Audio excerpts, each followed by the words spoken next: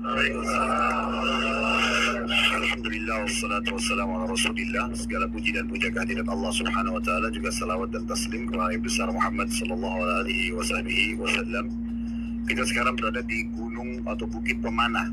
Disilakan dengan bukit pemanah karena Nabi sallallahu alaihi wasallam pada saat terjadi perang Uhud di tahun 3 Hijriah di hari Sabtu, pada saat orang-orang Quraisy berusaha untuk menyerang Madinah setelah mereka merasa terpukul dan tersakiti tahun 2 Hijriah, setahun sebelumnya dikalahkan di perang Badr. Dan di waktu itu pasukan muslimin 314 orang mengalahkan 1000 pasukan Quraisy, dan hampir seluruh tokoh-tokoh besar mereka meninggal terbunuh kecuali sebagian kecil.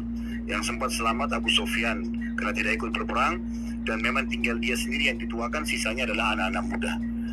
Di tahun 3 Hijriah ini mereka masuk ke atau mendatangi kota Madinah. Tepatnya di depan kita ini, di depan saya, ini adalah arah kota Madinah. Di zaman dulu ini kota Madinah. Dan di sini dulu ada pintu gerbang besar seperti benteng ya. Jadi lokasi kita sekarang ini di luar daripada pintu gerbang.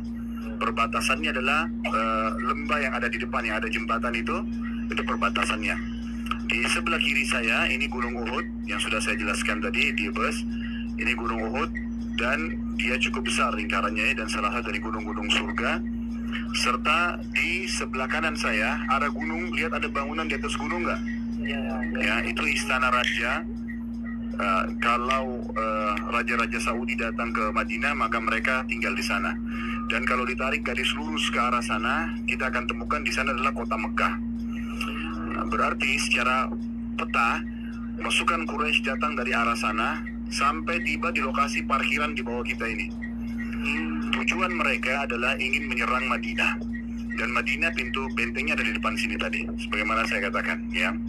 Itu tepatnya terjadi di hari Sabtu tahun 3 Hijriah. Dan pada saat itu Nabi SAW mendapatkan informasi wahyu kalau Quraisy sudah keluar. Jadi bukan baru mau membentuk pasukan, tapi sudah keluar dan sudah mendekati Madinah. Maka Nabi SAW bermusyawarah dengan para sahabat. Ini ada kejadian seperti ini. Quraisy mau keluar. Bagaimana pendapat kalian? Ada di antara sahabat yang mengatakan, ya Rasulullah, kita keluar saja lawan.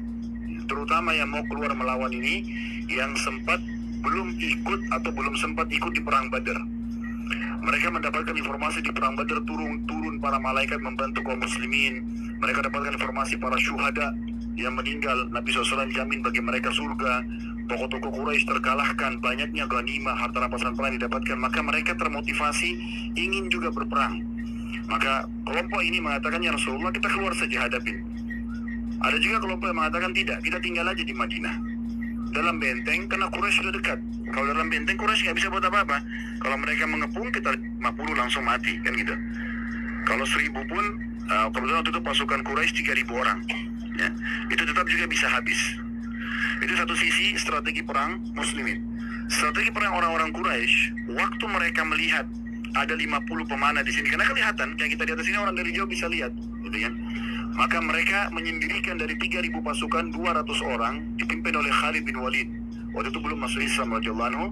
Dia sembunyi di lembah itu yang ada jembatan itu ya.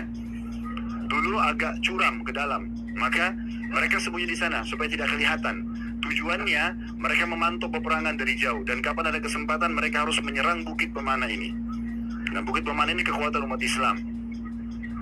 Tapi yang jelas pasukan Quraisy itu datang, dan mereka waktu itu luar biasa. Mereka mengajak semua wanita mereka, penari-penari, minuman khamar, minuman keras, gendang-gendang, harta yang banyak untuk menggiurkan para prajurit supaya mereka semangat untuk membalas dendam kekalahan di perang Badar.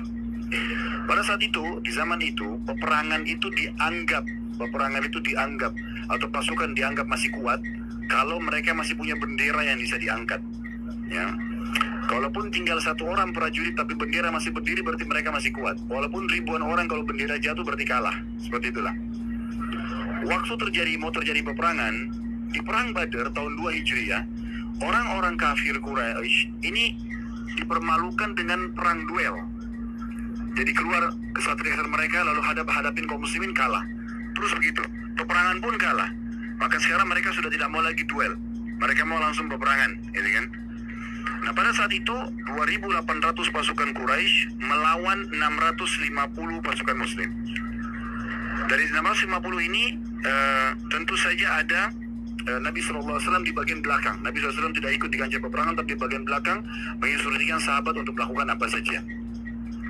Waktu itu ada beberapa sahabat mengambil inisiatif. Di antaranya ada 4 orang sahabat yang masyhur, Hamzah bin Abdul Muttalib, paman Nabi SAW, ada Ali bin Abi Thalib, sepupu Nabi SAW, ada Zubair bin Awam, sepupu juga Nabi SAW, dan ada Asim. Ya, ini seorang sahabat Nabi juga masih punya hubungan kerabat dengan Nabi SAW. Mereka sepakat 4 orang ini untuk menyerang pemegang bendera Quraisy dengan tujuan kalau bendera jatuh maka sebanyak apapun pasti mereka kalah. Terjadilah peperangan yang besar-besaran pada saat itu dengan percikan takbir segala macam, 650 lawan 2.800, dan akhirnya pasukan Quraisy yang memegang bendera dari suku Abdiddar, ada 11 orang mereka sudah sepakat sampai mati harus pertahankan bendera. Maka dibunuhlah pemegang bendera pertama oleh Hamzah, terus pemegang bendera kedua dibunuh lagi 3, 4, sampai 11 kali jatuh, sampai 10 kali atau 11 kali jatuh. Dan ke-11 orang itu semuanya terbunuh. Nah, karena semuanya terbunuh, 11 orang itu, maka bendera Quraisy jatuh. Nah, pada saat jatuh tidak ada lagi yang berani mengambil karena ke-11 orang itu tergeletak semuanya jatuh di dekat bendera. Maka orang-orang Quraisy kocar-kacir pada saat itu. Mereka kocar-kacir, ditambah lagi dalam hitungan menit saja 50 pemanah melepaskan 50 anak panah terus begitu. Dan 1 orang prajurit pemegang panah itu bisa menaruh di kotaknya, di cemetinya itu sekitar 100 anak panah. Jadi dia bisa membunuh banyak sekali orang, gitu kan. Maka pasukan Quraisy hanya kocar-kacir. Kata para sahabat, di awal kancah peperangan kami menyaksikan dengan mata kepala kami pasukan Quraisy terkocar-kacir sampai mereka meninggalkan kaum wanita mereka. Biasanya orang-orang Arab itu sangat menghormati kaum wanita. Mereka tidak akan mungkin meninggalkan sampai mereka mati semuanya. Tapi ini saking kocar-kacirnya, sampai para wanita mereka pun tertinggal dan tidak bisa melarikan diri lagi, dan seluruh harta ditinggalkan. Maka muslimin, ada yang 650 orang pasukan ini, sebagian besar itu pergi menyerang, mengejar, untuk menjadikan mereka tawanan perang. Ya, sekitar 40-50 orang sibuk mengumpulkan harta rampasan perang, pedang, perisai, segala macam. Dan ini hukumnya dalam agama, dikumpulkan, kemudian nanti panglima perangnya akan membaginya. 1/5-nya dikembalikan kepada pemerintah, kalau kita sekarang zaman dulu kepada Allah dan Rasulnya. Kemudian lubang lalu ditutup dengan pelapa-pelapa kurma. Tujuannya supaya Nabi jatuh ke dalam, atau pasukan muslimin jatuh. Dan betul jebakannya terjadi.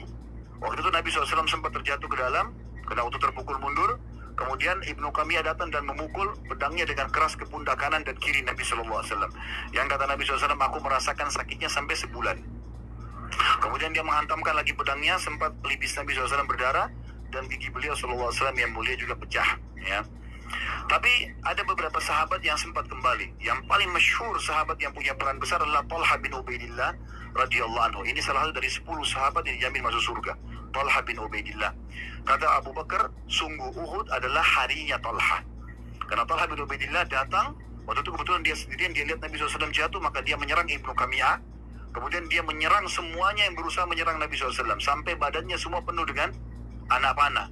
Dari dada sampai punggungnya semua dipenuhi ya anak panah. Dan waktu dia sudah merasa letih sekali, maka dia berusaha mengangkat Nabi SAW keluar, lalu dia lindungi dengan badannya. Dia mengatakan, ya Rasulullah, tidak akan pernah ada yang menyakiti Anda selama saya hidup.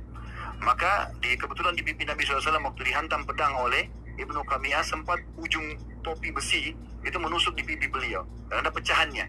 Maka Talha pun menarik dengan giginya sehingga gigi Talha tanggal, jadi jatuh giginya.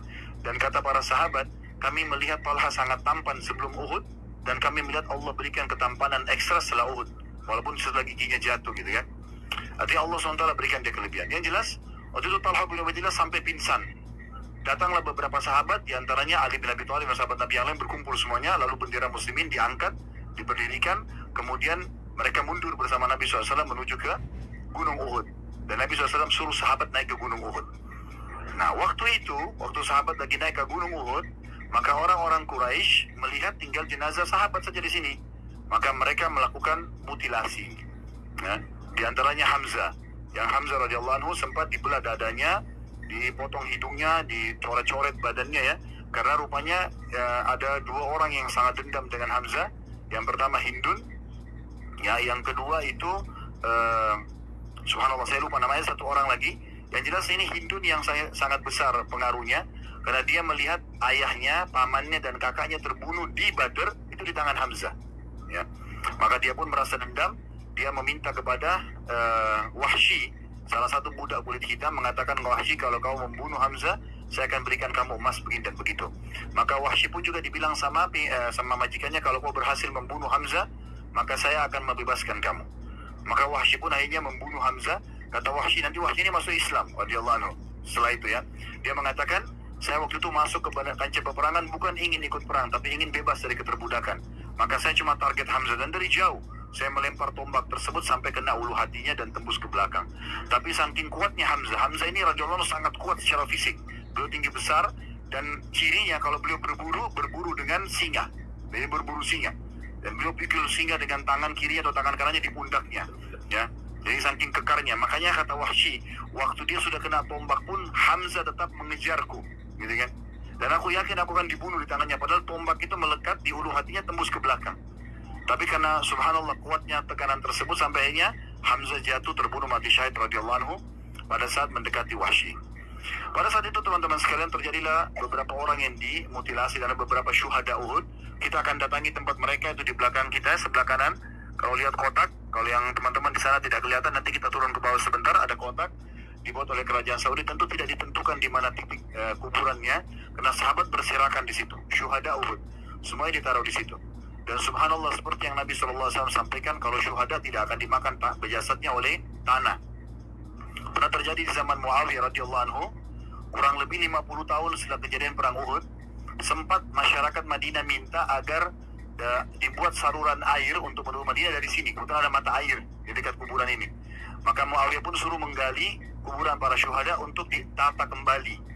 Waktu mereka gali, mereka masih mengenal, karena Muawiyah mengenal Hamzah, mengenal para sahabat. Ini para sahabat masih hidup.